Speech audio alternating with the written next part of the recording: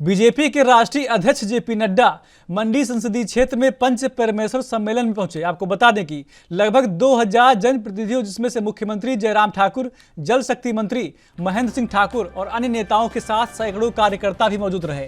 इस दौरान जेपी नड्डा ने मंडी में आयोजित मंडी संसदीय क्षेत्र के पंच परमेश्वर सम्मेलन को संबोधित करते हुए जेपी नड्डा ने कहा कि टिकट किसे मिलेगा, इस बात को लेकर सभी अपनी चिंताएं छोड़ दें और सिर्फ कमल के निशान के लिए काम करें। प्रत्याशी मोटा होगा या पतला, वरिष्ठ होगा या युवा, ये नहीं देखना है, सिर्फ पार्टी के लिए काम करना है। साथ ही कार्यक्रम के समाप्त होने के पश्चात मीडिया से भी बातचीत करते हुए मुलायम सिंह यादव के निधन पर भी उन्होंने दुख जताया।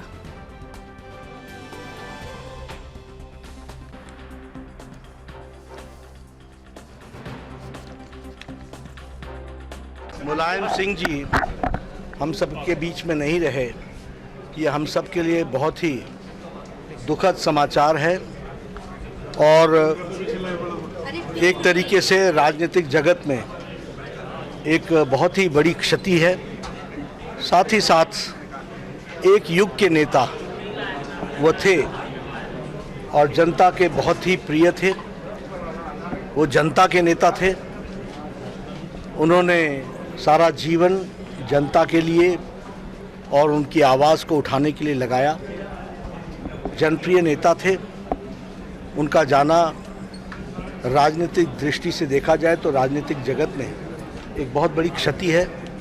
मैं ईश्वर से उनकी आत्मा को शांति मिले और ईश्वर अपने चरणों में स्थान दे, इसकी मैं प्रार्थना करता हूं और साथ ही साथ परिवार के लोगों को इस दुख को सहने की शक्ति दे, ऐसा मैं ईश्वर।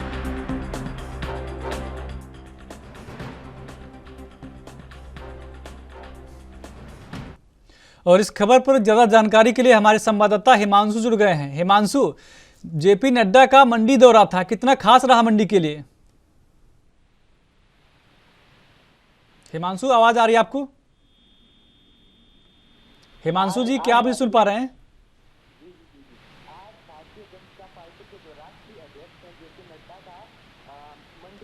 इसमें आपको बता दें कि उनका मंडी नहीं, उनके आज प्रदेश भर में मतलब 3 का दौरा थे। आपको बता दें कि सांगला का दौरा था और मंडी का दौरा था। मंडी के दौरे के बाद उनका दौरा था।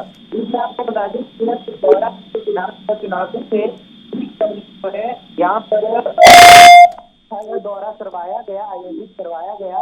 इसमें आपको बता दें कि उन्होंने इसको जो है पंच परमेश्वर नाम जो इस दौरे को दिया गया। इसमें आपको बता दें कि भाजपा के जो राष्ट्रीय अध्यक्ष थे उन्होंने इस दौरे में पहुंचे और इस कार्यक्रम में पंचायत प्रतिनिधियों, अन्य जनप्रतिनिधियों को उन्होंने संबोधित किया। इसमें आपको बता दें कि लगभग 2000 के करीब जनप्रतिनिधियों ने इसमें भाग लिया, जिसमें पंचायत प्रधान, उप प्रधान, पंचायत समिति सदस्य, जिला परिषद सदस्य, नगर निगम और नगर परिषद और नगर पंचायतों के पार्षद भारतीय जनता पार्टी द्वारा आयोजित पंच परमेश्वर सम्मेलन में भाग लिया।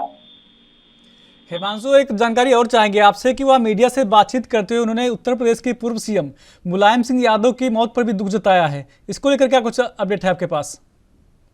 जी, जब जो कार्यक्रम था पंच परमेश्वर कार्यक्रम, जब उनका कार्यक्रम खत्म और उसके बाद उन्होंने मीडिया से बातचीत करते हुए मुलायम सिंह यादव से उनके निधन पर जो है शोक जताया और उनके परिवार को इस उनके निधन में लड़ने की क्षमता दी, ताकि वो मतलब अच्छे तरीके से उनका जो निधन था वो इस स्थिति का सामना करता है।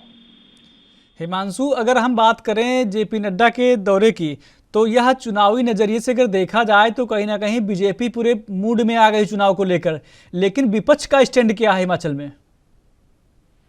जी, विपक्ष भी पीछे नहीं रह रही है और वो भी सत्तारूढ़ जो पार्टी है बीजेपी, उस पर दिन प्रतिदिन निशाने साधती रहती है और उनका कहना है कि भारतीय जनता पार्टी जो है वो चुनावों को लेकर वो बहुत ज्यादा खर्चीले एक प्रकार से कहा जाए, जिस प्रकार से शिमला में भी कौर सिंह ठाकुर ने प्रेस वार्ता की थी और उन्होंने कहा था कि मुख्यमंत्री जयराम ठाकुर को उन्होंने खर्चीले मुख्यमंत्री कहा था।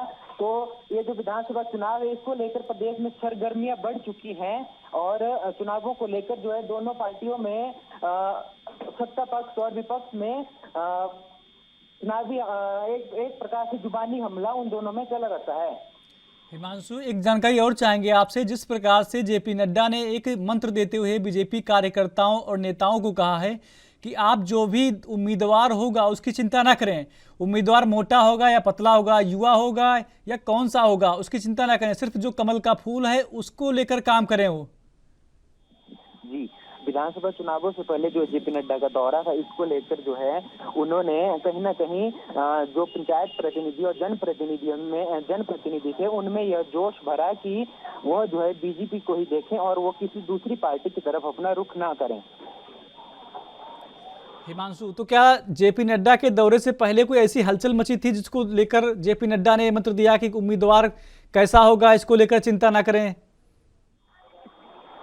जी, उनका यह भी कहना था कि आप जो उम्मीदवार होगा वो उम्मीदवार पार्टी के जो रूल्स हैं उसके हिसाब से ही चुना जाएगा और उसी बंदे को टिकट दिया जाएगा जो अच्छा बंदा होगा। और उन्होंने कार्यकर्ताओं से यह भी मांग की है कि आप पार्टी का सपोर्ट करें और जो जनता के द्वारा उम्मीदवार चुना जाएगा उसी को जो है पार्टी के द्वारा जो है उम्मीदवार चुना जाएगा। हिमांशु, एक सवाल और रहेगा आपसे। जिस प्रकार से आप ग्राउंड जीरो पर वहां पर रिपोर्टिंग करते रहते हैं, तो वहां के जो मुद्दे हैं वो ऐसे कौन से मुद्दे हैं जिसको लेकर इस बार हिमाचल का चुनाव हो रहा है?